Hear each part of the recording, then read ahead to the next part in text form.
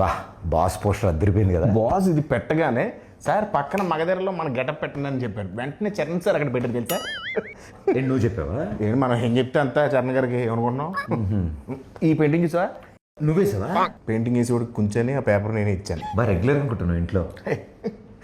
శుభ్రంగా కొట్టున్నారు కదా. ఏ కంగారు పడుకో, రిలాక్స్ కూర్చో. అన్నా సార్ పిలుస్తున్నారు.